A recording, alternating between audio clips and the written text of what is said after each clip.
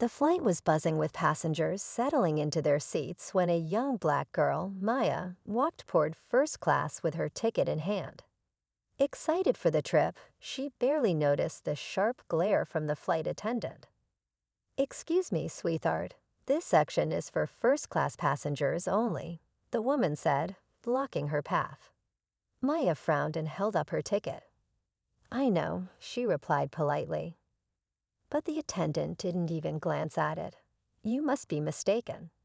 Coach is back there," she said firmly, gesturing to the crowded section behind them. Other passengers began to stare. Maya's heart pounded. She had every right to be here. But before she could say another word, a deep voice interrupted. "Is there a problem?" All heads turned as a tall man in a sleek suit stepped forward. The flight attendant's face paled when she realized Maya's father wasn't just any passenger. He owned the airline. The flight attendant's eyes darted between the man and Maya, her confidence fading. I was just making sure she was in the right seat," she stammered, forcing the nervous smile. Maya's father, Mr. Carter, raised an eyebrow. "And did you check her ticket?" His voice was calm, but there was an unmistakable authority behind it. The woman swallowed hard, finally glancing at the boarding pass in Maya's hand. Her face flushed as she realized her mistake. "Oh, I see now," she murmured, shifting uncomfortably. Maya felt the weight of the stairs around her. She had only wanted to sit down and enjoy the flight, but now she was at the center of an unnecessary scene. "Is there a problem with my daughter sitting in first class?" Mr. Carter asked again, his tone sharper this time. The attendant's lips parted, but no words came out. The air in the cabin felt thick with tension. Passengers murmured, eyes shifting between Maya, her father, and the flight attendant. The woman forced a tight smile, clearly flustered. "Of course not, sir. It was just a misunderstanding." Maya's father held her gaze, unblinking. "A misunderstanding?" His voice was steady, but Maya could tell he wasn't letting this slide. "Because from where I'm standing, it looks like you assumed my daughter didn't belong here." The flight attendant opened her mouth, then closed it again, struggling for words. Meanwhile, Maya clutched her ticket tighter, her excitement for the trip fading under the weight of unwanted attention. A man in a neighboring seat cleared his throat. "If the young lady has a first-class ticket, what's the issue?" he asked. Others nodded in agreement. The flight attendant hesitated, then straightened up. "I was just following procedure," she insisted. But the way her eyes flickered with uncertainty told a different story. Maya's father exhaled slowly. "Then perhaps we should speak to someone about your procedure." The flight attendant's face tightened, but she forced another stiff smile. "There's no need for that, sir," she said quickly. "It was just an honest mistake." Maya glanced around, feeling the weight of every stare. The whispering grew louder. Some passengers looked uncomfortable, while others shook their heads, clearly unimpressed with the situation. Mr. Carter stayed calm, but there was a sharpness in his voice.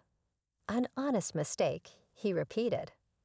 "Tell me, do you check every first-class passenger this way? Or just the ones who look like my daughter?"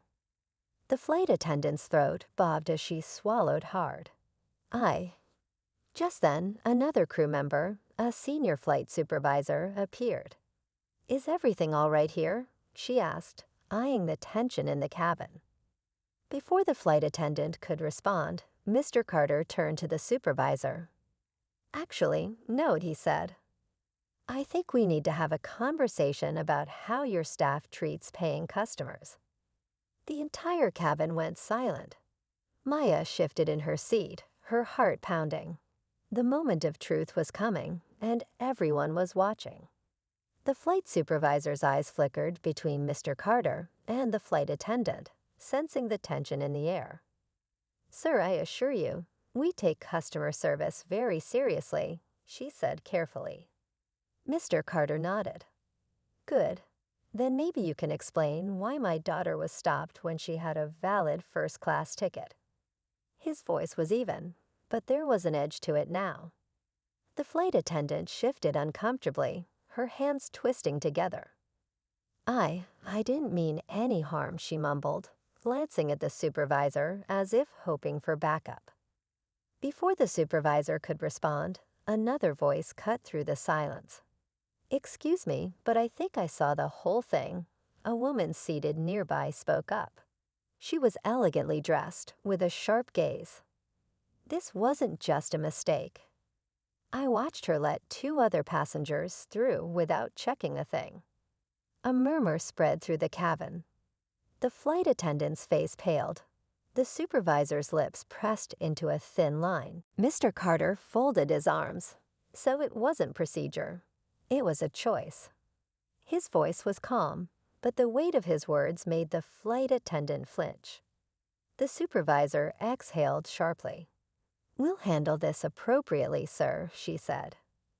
Mr. Carter glanced at Maya, then back at the supervisor. You'd better, because you're going to want to know who you just turned away.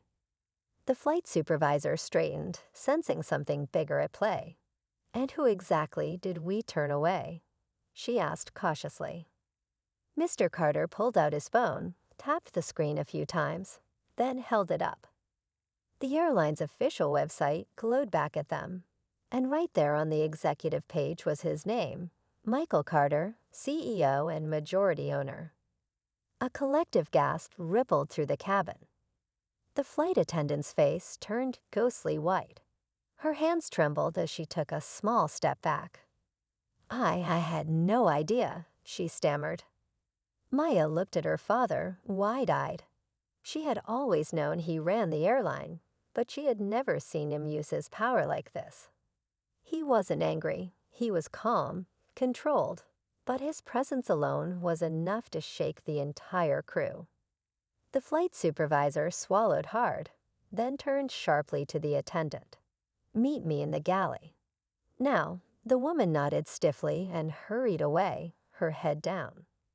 Mr. Carter exhaled, then looked at Maya. You okay? He asked softly. She nodded, still processing everything. Yeah, she said. But would this have happened if you weren't the CEO? Her father didn't answer right away. Instead, he glanced around at the watching passengers, the tension still thick in the air. That's exactly why it needed to, he finally said. The plane was silent as Maya and her father took their seats, but the weight of the moment lingered. The truth had been exposed, but the bigger question remained. How many others had faced the same treatment without someone to stand up for them? As the flight settled and the crew resumed their duties, Maya leaned back in her seat, still feeling the weight of what had just happened. She had been excited for this trip, but now she couldn't shake the thought of how different things might have been if her father hadn't stepped in. Mr. Carter sighed and glanced out the window. Change doesn't happen overnight, he said, almost to himself. But calling it out when it does, that's how it starts. Maya nodded, understanding more than ever. This wasn't just about her. It was about everyone who had ever been dismissed, questioned, or overlooked. A short while later, the flight supervisor returned, looking apologetic. Mr. Carter, I just want to personally assure you this will be addressed. He gave a small nod but said nothing more. The message had already been sent. As the plane took off, Maya closed her eyes, knowing this was a flight she would never forget.